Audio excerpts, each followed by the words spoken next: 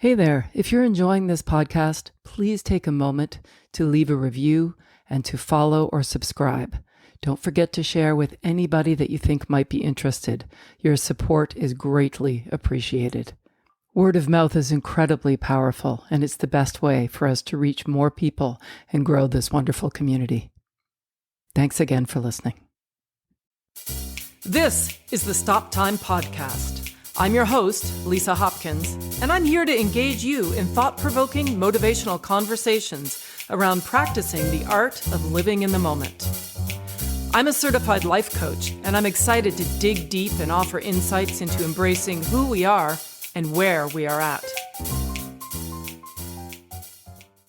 My next guest is a true master of rhythm, storytelling, and the art of tap dancing. His career spans the stages of Broadway, international tours, and collaborations with some of the most iconic names in music. Currently starring on Broadway in A Wonderful World, the Louis Armstrong Musical, he not only shines as Lincoln Perry, but also serves as the show's tap dance choreographer, bringing the magic of his craft to life and to all of us. From touring with Riverdance and Cirque du Soleil to performing as a soloist with Grammy Award-winning artists like Alicia Keys, Wynton Marsalis, and Bobby McFerrin, his talent and passion have captivated audiences worldwide. His work has been featured on hit shows like Boardwalk Empire and America's Got Talent, and in the award-winning documentary Steps of Freedom, the story of Irish dance. He's also made history recording the first live jazz album featuring tap dancing at Jazz at Lincoln Center's Dizzy's Club. Hailed by the New York Times as a nonstop source of rhythmic variety and surprise, he continues to break boundaries in his art. It is an honor, a distinct honor, to welcome the incomparable DeWitt Fleming Jr. to the podcast. Welcome, DeWitt. Thank you. Thank you. I appreciate it. Thanks for having me. Oh, it's my great pleasure. So give me some context. I know you're in the show run. Okay. So I'm guessing you're in New York. Yep. And in New York. What's the rhythm of your day like these days? I don't know. I'm figuring that out right now as we speak. Improv is a big part of what we do, right? As tap dancers. Absolutely. And I'm so curious to know how much of that kind of, bleeds into your real life. As artists, you have to improv, and as parents, you have to improv. Nothing's perfect, nothing is guaranteed. Yeah. So you just got to learn how to, keep it moving the best you can. I love that. So how old are your kids? Yeah, 3 and 4. Oh, wow. You are busy. Yep. A boy and a girl, or two? What have you got? Nope, 2 girls. Nice. 2 girls. So what has changed in your life since in the past 3 or 4 years? I always tell people, somebody taught me when I was having kids, they were like, I never realized how much time I wasted. And I said, what do you mean? And I say, you'll see. And I know exactly what they mean, because the amount of stuff that I get done in a day, that I have to get done in a day, I wasn't even doing half of that when I didn't have kids. So it's just, to me, it's just so impressive, how much we're able or capable of doing that we might not allow ourselves to do.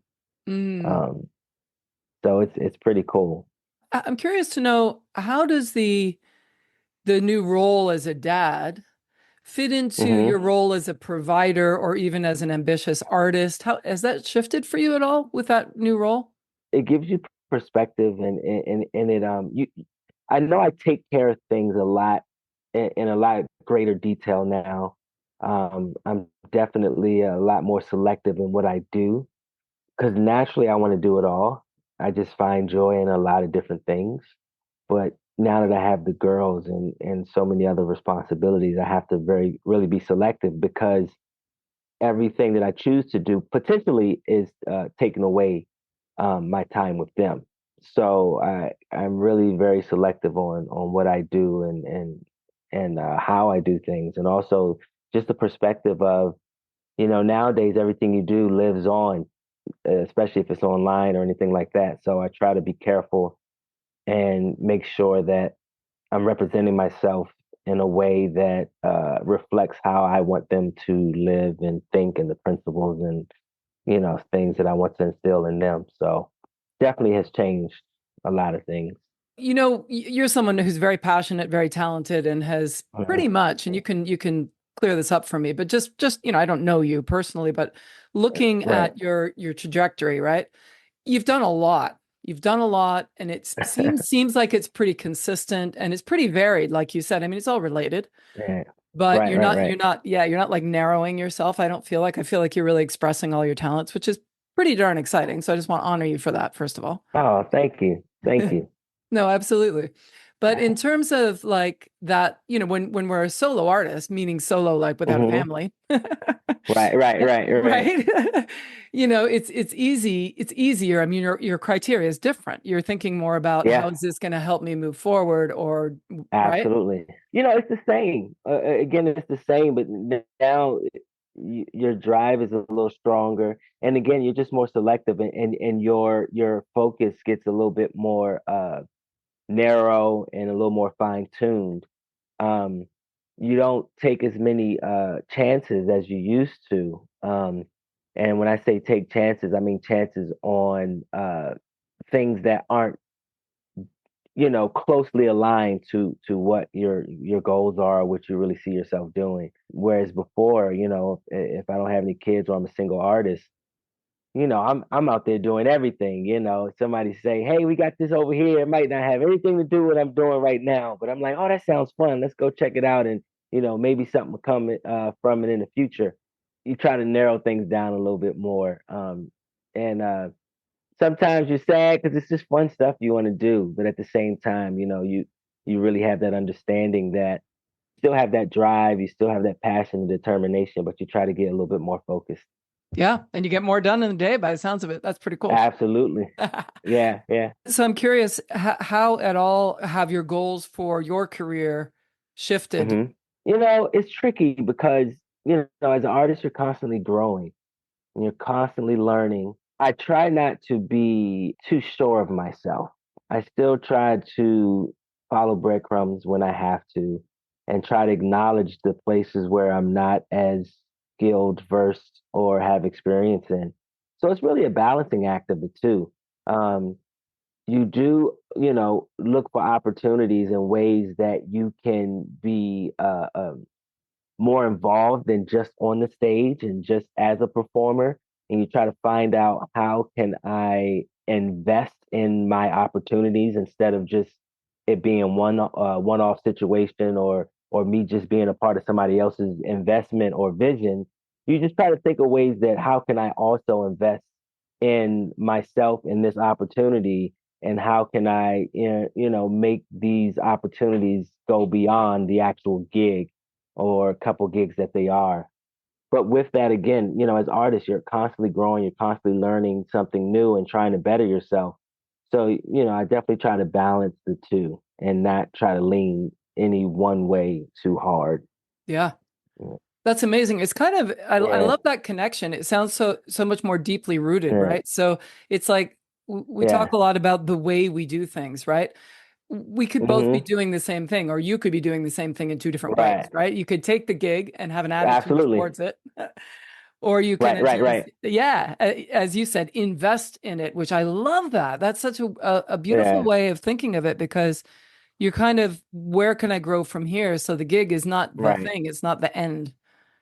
Absolutely. Yeah. Absolutely. Yeah, Yeah. yeah, That's pretty cool. So if you were to zoom yeah. out, right? Let's say, I Uh-huh. don't know, 10 years from now, although your Hmm. girls will be teenagers, but let's say they're perfect. Right, Let's say they're perfect teenagers. right. You're not worried about them. You're not worried about them. They're totally fine. Right, right. So 10 years from Yeah, now, you're talking to me, you're going, Lisa, you know, everything since we talked is just phenomenal. What would you be telling me? yeah. What would we be celebrating?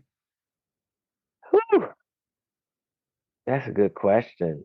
Um, Hopefully multiple shows I've been choreographing, shows that I've been producing and able to provide opportunities for people. Some whether it be television, film, theater, dance. So I always wanted to connect artists with producers and get together and build something that artists can have ownership in, and there can be a mutual benefit from producers, investors, and artists, Mm, so that they both can sustain each other and try to balance the scale so it's not so lopsided.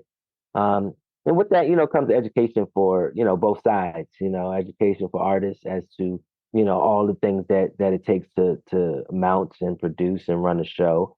And from the producers, all it takes to be able to perform a show and all of the years of hard work and finding value in that. So I've always wanted to create a community where both can see the value in both sides and see that the work is mutual, and to be able to share in those benefits mutually as well. So I'm hoping 10 years from now I'll be closer to that, to mm, where we can all build together, and artists can sustain themselves beyond their physical abilities. mm, hmm. What would be the first step Yeah. towards that, do you think? Being an example. Hmm. I think the biggest thing that I can do is just be an example for both sides. So show how artists have more depth and have the aptitude to do things outside of their art, Mm, and to also uh, uh, show artists, that producers, I guess, can um, relate to them and understand their needs, and that they aren't all just there to use them up and get money from whatever it is. mm, So just trying to be an example on both sides, and show each side that the other one is valuable and can be an ally and an asset. yeah. So just trying to produce things when I can, trying to work with the producers of my show. I'm always trying to work with everybody, Mm, um, to not only understand their jobs and what they do, but also to show value beyond what they think and see. Um, so, I mean, I think that's the first step for me. And then once they say, oh, yeah, I work with DeWitt, he understands what we do, then now they'll look at other artists, hopefully in the same way, and not think that, oh, they're just good on the stage. yeah. So that's, I think for me, that's the first step. Yep. No, that I completely Yeah. get that. You're talking my language. It's well, first of all, Yeah. it's interesting too because we need to lose the idea of two sides, right? Because then we start Absolutely. playing those roles. So I hear what Absolutely. you're saying about like really, Yeah. integrating. I love that because I think, it becomes expected of, Right. when we live that we assume that a producer is like that. That's what we're going to Right. see. Absolutely. And vice versa about an Absolutely. artist. Oh, he's a Yeah. tap Yeah. dancer. He's going to be like this. Oh my God, all Right. the Right. tropes. I can imagine the rooms you walk into where people go, "Oh, you're a tap dancer." Okay. Yeah. Right. Right. Which is Right. Yep. ridiculous, but true. And I really do Yeah. think it's all Yeah. about communication, which is what I'm hearing from you. Like what I love what you're saying Absolutely. is that it's about not seeing something just as what it is. There's so much more there if you make it, Right. if you create it, Absolutely. which is amazing. Absolutely. Yeah, that's Yeah. brilliant. How do you define success? Oh man, it changes. It Mm, changes. Especially now that I have kids, and I'm married with two kids. I mean, making sure they're happy, they're fed, they have everything they need. Um, for me, I'm succeeding. Because they're really what's important. At the end of the day, anything can happen to our industry. And if I try to say that I'm unsuccessful because of that, which is something that's out of my control, where does that leave my family? right. Now I'm in a whole different state where I can't really uh, be the father or the husband I need to be for them. So it's definitely shift, um, to, if they're all right, and they're safe and healthy, I feel like I'm a success. Was there a seminal moment when you knew what you wanted to do, like when you were young, like going way back? It's funny because I never thought that I could or would be a performer as a profession. Hmm. I mean, I've been in the arts since I was 12 years old. But where I come from, you work hard, pay the bills. That's just what you do. So I never had a doubt that that's what I would have to do. Hmm. And art was something that I just enjoyed and I was really passionate about. But at no point, I can't remember the point where I connected the two together. Because even in college, you're hustling, doing jobs and stuff like that, and you're still doing what you love, but you got to pay the bills. Yep. So I can't remember the time when I put the two together and said, "Oh, I could do this actually for a living and not have to do anything else," or "This is what I want to do." I don't know, because I've always been so passionate about it, and it brought me joy. Maybe that's why I didn't put it together because I didn't want to think about Yeah. it being connected to something that you have to do. Whether or not it became a career, you would always do it, is what I'm hearing. Oh, Because absolutely. so it wasn't Yeah. reliant on that, but that sort of epiphany that, oh, wait, I actually could do this and make a living. That's pretty cool. Right. Right. Right. Exactly. Exactly. Yeah. Yeah. I love that. Yeah. You went to school. Did you go to school for theater or dance or? Yeah. Yes. I went to Mary Mama Hatton College for acting. Oh, okay. When did you start learning tap Okay. dance? 17 or 17 years old. So I was a senior in high school. I went to Duke Ellington School of the Arts in DC. Mm. I was studying acting, and we were learning musicals, and so we had to learn how to tap dance. I love So it. yeah, that's where it started. So Yeah, who was your first influence? it's all because of my movement teacher. Her name was Miss Mm. Karen Daniels, and she started teaching me some, steps. And I had been drumming since I was 12, so Mm. rhythm was something that I always enjoyed. So I thought it was cool, but it didn't really, take over me until she took me to see Bringing the Noise, Bringing the Funk, Okay. and just on so many levels that resonated with me because going to our high school, we went to see shows all the time, and I never saw me on stage. Yep. Um, and so that just blew my mind. And I also never saw tap dancing done in that way. So that really sparked something in me. And after that, I was hooked. I was in the studio every day. Tony Lombre, may she rest in peace. She was teaching at Duke Ellington and had her own dance company. And I would sneak down there to take dance classes and ask my theater teachers if I can skip a class because she only came once a week, so they allowed me to do it, thankfully. And then she said I need some more guys in my company, so she asked me to come join her company. So I got to train with her for about maybe 3 or 4 months, and then I was off to college. So as it happens as an artist, you just so many people along the way that have helped you and inspired you and pulled you to the side, showed you something, but it started with those two women. And Miss Karen Daniels, it really was her because she saw something in me, took me to see that show for free. She paid for the ticket, gave me all this footage to watch, and that really set things off for me.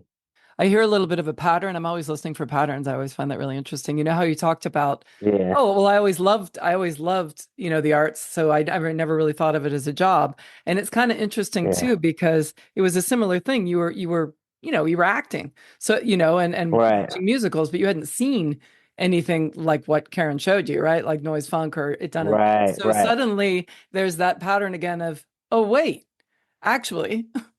I can act Yeah, and yeah, I yeah, can dance and I right, can right. sing and I can, Yeah, oh, absolutely. yeah, that's neat. Yeah, it's true. That's Yeah, pretty yeah. exciting. I'm guessing that the going to college thing was connected to that. Well, I got to make a living, so maybe I'll teach, or if I have a degree, was that kind of part of the thinking, or? No, I mean, growing up, it was just always something that I wanted to do. One, because it was kind of way of proving yourself. It was a way to not let your surroundings or your circumstances define who you are. So it was a pride thing. Um, Hmm. it was more attached to that than it was attached to oh, I can go get a degree and teach, or yeah, that never it was, yeah, it was more of a pride thing and something that for me to know that that is something that I can do no matter what or where I come from or what I have. So it was for me, it was more of that. Were you one of the first in your Yeah. family, or was it high held to go to college, or? Oh yeah, absolutely. My mom went to college. She went to Howard University. I think she ended up dropping out a year or two in. My grandparents both graduated from Tuskegee University where they met. Oh wow. Um, so, my grandmother was a teacher, my grandfather was a preacher. So the idea of education was always something in our household for sure. Yeah, Um, so I can't say I was the first, but I definitely wanted to make sure it was something I did. Yeah, that's pretty cool. I love that. yeah. What's something that you know now that you wished you had known then when you were just starting out? That's a good question.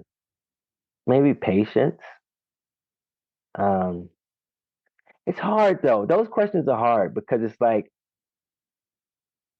I look at, and it's funny because it comes up when I'm in the show because we got a lot of younger dancers in the show, and every time I go to want to insert myself to say something, I kind of hold back because I remember myself at that age and that passion and that drive and just everything is so important and just always wanting to be right.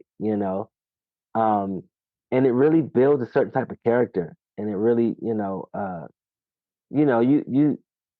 you shoot yourself in the foot a lot and all that stuff, but you learn from it and but it really drives you as an artist and makes you really, work on stuff harder and harder. And so I hesitate to say stuff about I wish I would have known this just because I didn't know I worked so much harder and Mm, I really and the mistakes that I made were so much more profound and valuable because because it hurts, it hurts and it yeah. stings you and it's just like it really wakes you up and shakes you up a bit.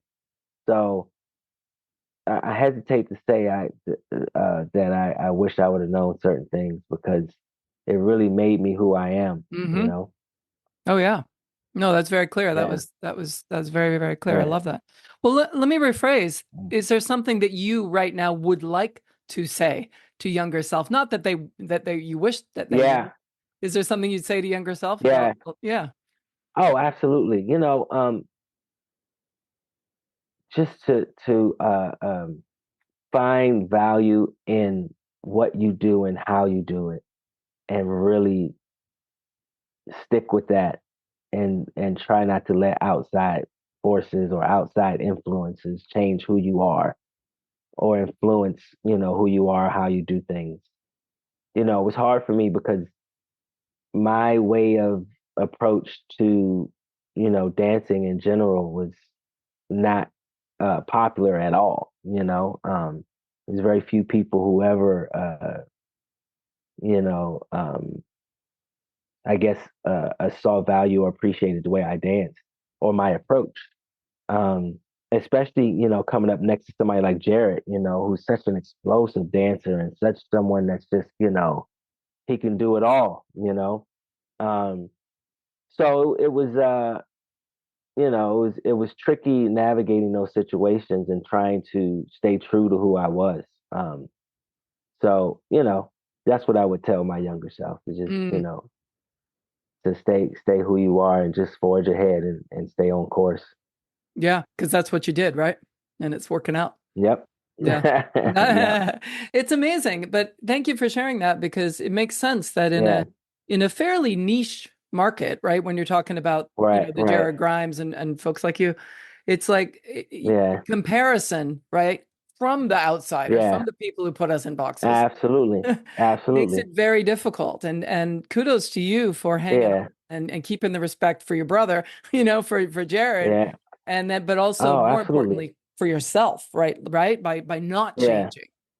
Well, I credit that to Jared too, man. I mean, because when we first met, man, we were like brothers, and we still are brothers, and we always made sure we, gave each other our props and built each other up. No matter what happened, we were always there for each other. It was our relationship was far deeper than the dance itself, and he always showed value and care in what I did and really appreciated what I did always from the beginning, and me as well with him, no matter what anybody said.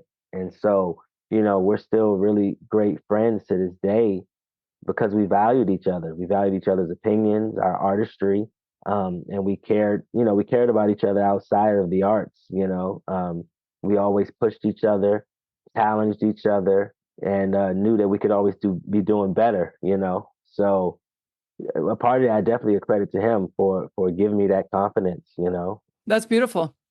That makes sense. And Yeah, it really tracks with everything you've told me so far, right? Like even when I asked yeah, you yeah, about your younger self, it's like, no, yeah, the hard knocks were good, and yeah, the challenge absolutely. of Jared was fabulous, right? And forged you Yeah, oh, friendship. absolutely. Yeah. Yeah, But see, absolutely. that's you, Yeah. right? Growing roots everywhere. Like I love it.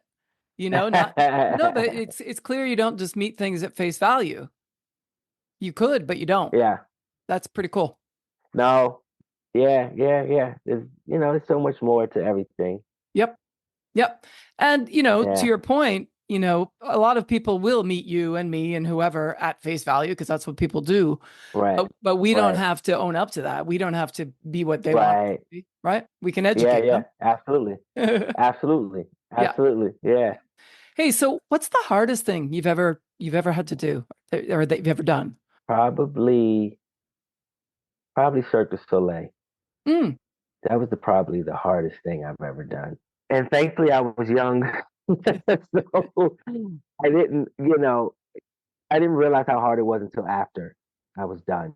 mm, Um, and that's because I'm the type of person that don't give me a challenge. Don't say something is hard. I will prove to you that it's not hard and I can do it. mm, Um, and that was that situation. I mean, I remember we were in Montreal for 4 months building the show. We were rehearsing from anywhere from 10 to 12 hours a day, 6 days a week for about 4 months straight. And I remember the amount of stuff we learned, the dances that we've learned. I mean, every day we would learn a dance, and then the producers or directors would come in and say, "No, we don't like it." The next day, learn something completely different, mm. all while learning clowning, while learning how to juggle, while doing singing, uh, acting. I mean, we did it all. At the same time, they were like building our costumes and trying to figure all that stuff out. And there was this onesie that we had to wear. And I remember being up there and I put on the onesie and you just see that little pouch hanging out my little stomach. And I was like, oh no. And so the producers came up to me and luckily I was really cool with one of the producers. He was like, yeah, I see that stomach hanging out. He said, you gotta do something about that. I said, don't you worry. It ain't gonna be there. And so in these 10 and 12-hour days on my lunch break, I'm in the gym. Every day I would run 2 miles and then, do some kind of lifting or something like that. I changed my diet, but I was determined. I mean, and I didn't realize how hard that was because we were dancing like 8 to 10 hours a day, but I just knew that this is what I had to do. But looking back on it, I mean, that process was just crazy. I mean, we Mm. were dancing on a stage that was raked and that would go up and down. The highest it was like 45 degrees, Wow. and we were jumping on it, sliding down it, tap dancing on it, doing all kinds of stuff. Man, it was crazy. Yeah, it was tough. It was really tough. But after that, I can do anything. Everything's easy after that, right? Absolutely, absolutely. Yeah, Wow. What's the biggest yeah. lesson you learned from that, do you think? Um, I learned a few lessons from that. One that your limitations are mostly in your head. Um, I learned that you know discipline is key in any and everything you do. I mean, your ability to really uh, just be disciplined about how you do everything. Um, your art, what you eat, how you choose to speak, what you watch, what you listen to. Um, it really dictates a lot, you know. and that was a big lesson for me. Learning how to work with a different culture, that prepared me for a lot. Not only the culture of Cirque, because back then, I mean, Cirque was huge. You couldn't tell them anything. But also learning to work with French Canadians, and they have a different way of doing things. Learning to humble yourself as an artist, because their campus up in Montreal, everybody was there working for free. You know, I mean, we weren't working for free, but we were working way below what we would have been paid in the States. And we were complaining, but the contract, the payoff was getting to the show. And we were young, so we could take that hit. It wasn't too bad. It wasn't like we had a crazy bills we had to pay.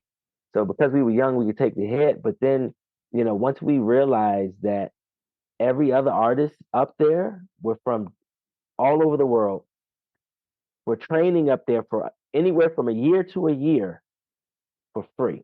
And then when you realize these people are coming from places where this is their only way out, this is their only opportunity to be able to perform or do, what it is they do. And that a lot of them came from these circus families where their father and grandfather and mother and grandmothers were circus performers. And so it gives you perspective and made me appreciate a lot more just the opportunities I have. Yeah, for sure. That makes sense. Yeah. And it's really Right. such a great exercise to think about what someone else's point of view might be, right? When you've decided Mm-hmm. how you feel, go, yeah, Yeah, absolutely. what else might be true here? Yeah. No, that's pretty cool. Right, right, right, right. Yeah. Yeah. So that was the hardest thing you've ever done. What's the easiest thing you've ever done? Now, it could be also a decision. It could be what's the easiest decision Uh, you've ever made. hmm.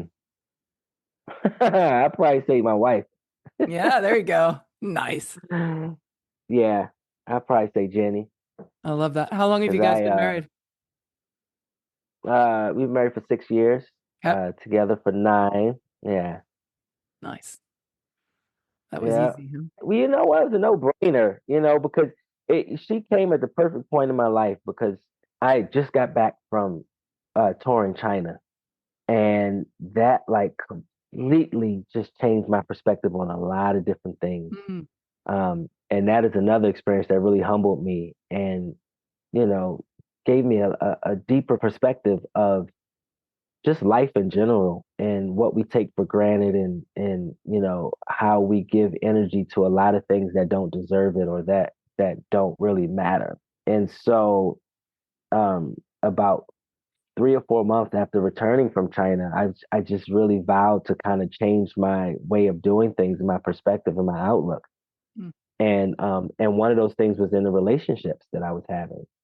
And so I wrote down everything that was important to me and everything that I wanted in a partner.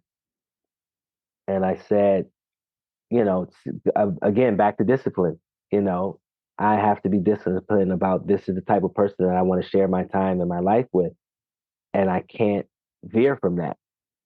And so I wrote it down, and about 4 months later, here come Jenny. Wasn't expecting it, and she just was checking off all the boxes. And I said, "Well, that was easy." And yeah. of course, you take your time to make sure that those things are really true. Yeah.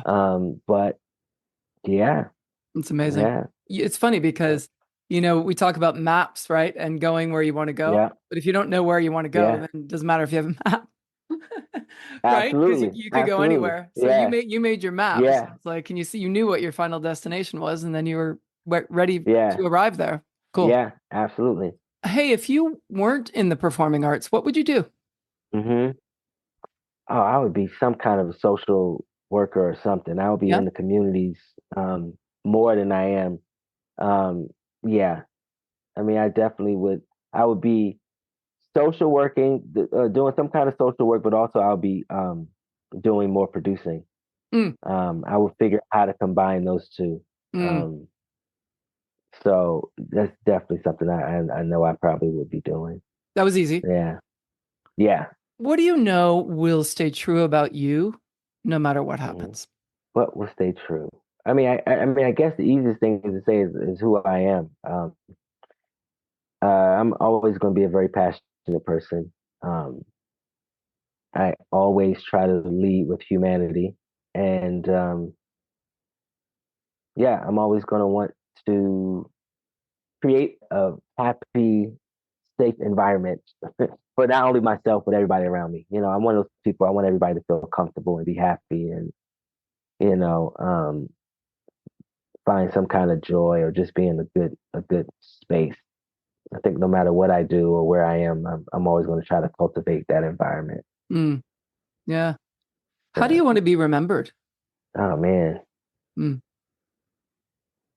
I don't know. That's a tricky one, you know. Once someone's gone from this earth, what's more important, you know, like how people see them or revere them, or like the work that they've done or what they've cultivated that people might not even know it was them, you know? What have they done for the community, the world, the environment to help others you know, be able to live out, you know, their dreams or be able to live comfortably, you know, to begin with, or be, you know, feel secure in themselves. So of course, naturally you want to say, I want everybody to think I was a great person and I did all these great things, you know, but it's just like, because I know growing up, when you have your heroes or think of people, you know, it always seems something that's not obtainable, you know, something that you can't necessarily do or replicate, or, you know, I feel like you're always chasing something, you know. So I don't know, it's tricky. I feel like I just want to make it better for the people coming behind me, even if they don't know who I am, you know, because I know that there were people that did that for me, and a lot of people don't know who they are. But without them, I wouldn't be able to do any of this. mm, yeah. So I want to be able to create something or an environment where people can have the space and opportunity and access to be the best person they can be. I'm enjoying you so much. This is so great. I'm so lucky. Yeah, Get to speak with you. I'm lucky. So great. Can you finish this phrase? Most people think Okay. that DeWitt Fleming is, but the truth is, I know most people think I'm happy all the time, and most of the time I am. I do have my moments where I'm upset or not happy or anything, you know, might be sad or something like that. I think the difference is just that I really try not to stay in those states of mind. I try to get out of it as soon as possible. So that's why it might seem like I'm always happy, because as soon as something hits, I try to recognize it and figure my way out of it, just because, you know, it's just not a place I like to be in or a place that I feel like is helpful. Of course, there's, you know, always room, and you need to reflect and feel, you know, all your feelings and all that stuff. But yeah, most people think I'm happy all the time, and most of the time, but not all the time. Yeah, it's interesting. I can relate to that. yeah. I'm curious to know if you ever feel a responsibility because Mm, when you're suddenly not the way people expect you to be, because you consistently are, right. that they then suddenly worry about you. Does that kind of grate on you when that happens? Like, oh, what's wrong? Something's wrong with DeWitt. I know what you mean. You know, I, sometimes that rarely that happens. Rarely that happens. But I just remove myself. You Yeah. know, Yeah, yeah. I just remove myself and go somewhere in the corner or You take something care and of it. try to seclude. Yeah, Yeah. yeah, That's your, I mean, that yeah, that speaks to your self responsibility, right? You take responsibility for how yeah, you feel. I respect you for handling it. You yeah, know what I yeah. mean? Because you don't like it, and that's good, Right, right, right? But if there's any inkling of I don't want to be that way for them, right, right, right. ask yourself again. Say, well, Yeah. this is another aspect of me, and that is modeling. I mean, we talked about Hmm. Oh, parenting, right? absolutely. Yeah, Yeah. You know, the younger me, you know, when I was in those situations, I took it as a challenge, mm, you know. mm, Um, yeah, oh, he's just a tap dancer, you know, or, you know, he's just an actor or whatever. I always took it as a challenge, and I still do. If I feel like um, someone doesn't recognize a facet of what I do, or a part of me, they don't recognize it as being legitimate. Right. You know, um, because at the end of the day, you can never work too much on something. There's always work to be done. Mm. So I've like taught myself that if one person don't like it, you gotta get that one person. I can't. I try not to let myself think, well, everybody else liked it, and that one person's crazy.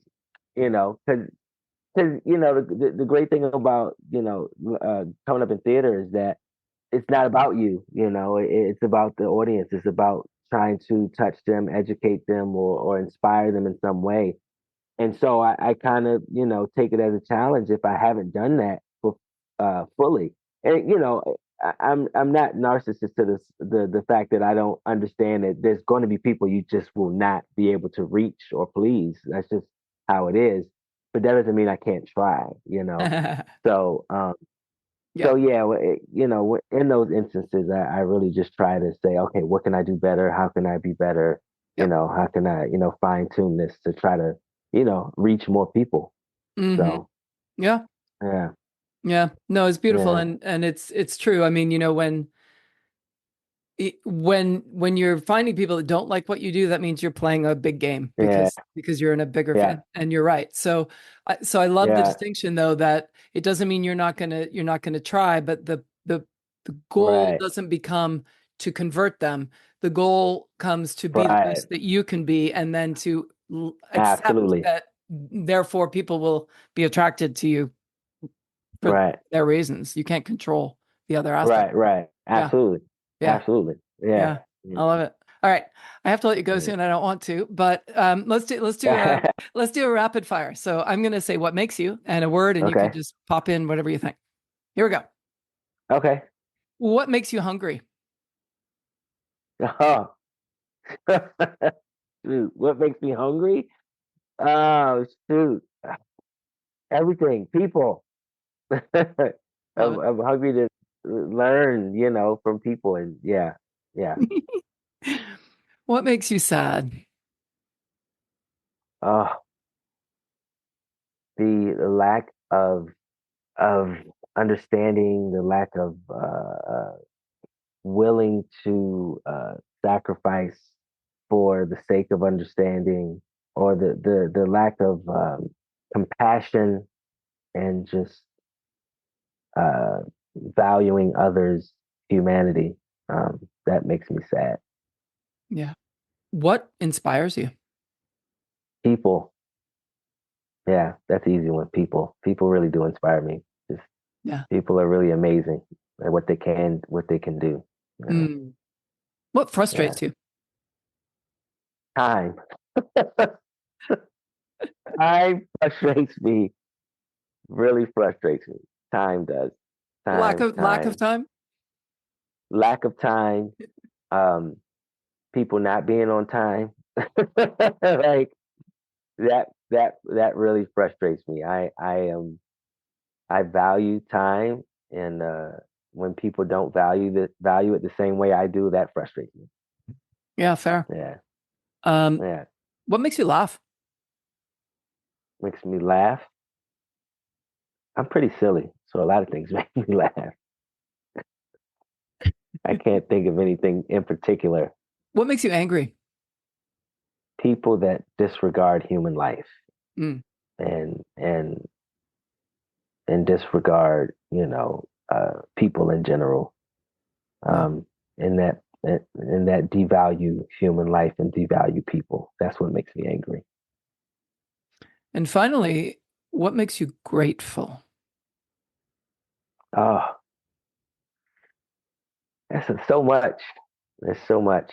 I mean, I'm grateful for my family, my wife, my two kids. I'm grateful for my mom and my sisters, my entire family, my in-laws. Um, I'm grateful for the communities I'm a part of. I mean, the TAP community, man, I've been all over the world and been able to connect with people. I mean, that's a beautiful thing. Um, just community. Community, I'm really grateful for, and I'm big on community. We are truly nothing without community. So, that's what I'm really grateful for, my family and community. Love it. I love it. Hey, what are the top 3 things that have happened so far today? Today, top 3 things are I love my mornings with my girls, making their breakfast and them doing everything in their possible anything possible they could do to slow down the process of putting their clothes on and getting out the door. And as frustrating as it is, it's, I love that time with them. Um, I like tasks. I like getting stuff done. So I was able to go to the grocery store this morning and do some things around the house that I needed to get done. Um, and just talking to you, being able to reflect on these things and having meaningful conversations. So yeah. Ditto. Ditto. And what's something that you're looking forward to both today and then something you're looking hmm forward to later in the future? Today I'm looking forward to just relaxing. I don't have a show tonight, so I'm looking forward to just relaxing and hanging out. Nice. Um, in the future, I'm looking forward to uh, how this opportunity that I'm in right now will help me to have a greater reach on communities and people that I might be able to help or influence or be of some kind of assistance to. I feel like every opportunity that you haven't done or community you're introduced to is a really uh, uh, a great opportunity to have a bigger reach. Mm, You know, so I'm looking forward to how I can be of service in that way. Because I feel like my reach is going to and has expanded. mm, So I'm looking forward to that. mm. Yeah. DeWitt, I Yeah, so appreciate you spending time with me today. It's been such a joy. of course. Yeah, thanks for having me. Thanks for No, having me. I appreciate it. it's my big pleasure, I swear. I've been speaking today with DeWitt Fleming Jr. I'm Lisa Hopkins. Thanks so much for listening. Stay safe and healthy, everyone. And remember to live in the moment. In music, stop time is that beautiful moment where the band is suspended in rhythmic unison, supporting the soloist to express their individuality. In the moment, I encourage you to take that time and create your own rhythm. Until next time, I'm Lisa Hopkins. Thanks for listening.